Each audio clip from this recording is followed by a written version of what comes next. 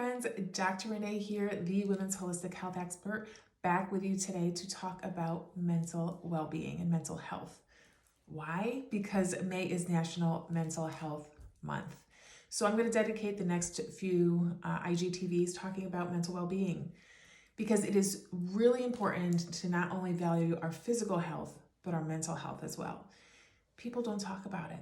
That's why they dedicated an entire month to it.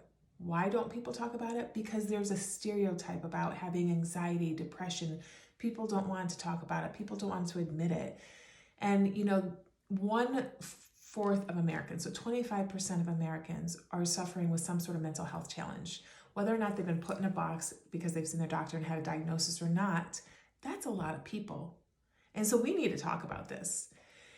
I thought it was very interesting. In 2018, the number of books on mental wellness outsold the number of books on diet and exercise, which goes to show you that people are starting to value their mental well-being as well as their physical health. So here's the thing, and it comes back to our nutrition and our gut. How we eat affects how we feel, and how we feel affects how we eat. Think about that, right? It's true. And, a lot of our mental well-being has a lot to do with our mindset, but it also has a lot to do with our physical health and our physical well-being. And mostly how we feel begins in our gut. So I've said this before, 95% of serotonin, so that is the chemical that makes us happy, is made in our gut. So the gut is not only about digesting our food, but it's about making these chemicals that make us happy. Not only make us happy, there's some that make us more focused and more driven and concentrate better. They're made in the gut. So, having a healthy gut and striving to have a healthy gut should, I hate the word should, but really needs to be on the top priority of your list if you suffer from anxiety, depression, or another mental health condition. So what's even more important is that the gut bacteria, yes, we have bacteria in our gut. We have good guys and we have bad guys, and it's good to have a balance between the both.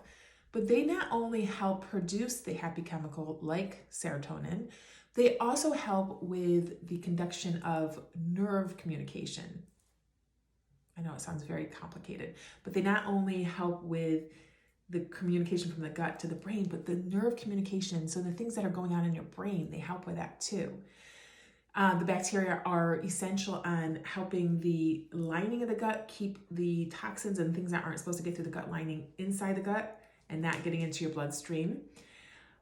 They help limit inflammation. So things that you might be eating that aren't so, that your body doesn't like so much, they actually help prevent your body from getting even more inflamed. They do the very essential thing of helping you absorb nutrients from food, which obviously that's what we need them to do too, right? We need to digest our food, but we need to absorb the nutrients for our food. Otherwise, why eat? So the gut bacteria help with that.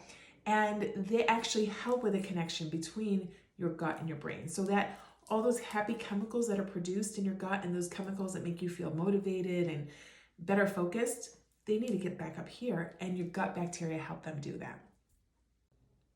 There have been studies that actually compared Mediterranean diets and the traditional Japanese diet to our Western diet. And guess what? They found that there was a 25 to 35% lower risk of depression in those diets versus the Western diet. Why? Well, there's a few key differences between how we eat here in the United States or a Western diet and how the Japanese eat and those in the Mediterranean countries. And the predominant one is that those diets are higher in vegetables, fruits, unprocessed grains, which is very key, fish, seafood, and they only contain a small amount of lean meats and dairy. And they avoid processed foods that contain, sugars, added sugars, and refined carbohydrates, which are the staples in the American diet, right? And many of their unprocessed foods are fermented, so they serve as natural probiotics. Remember, I was just talking about the good gut bacteria?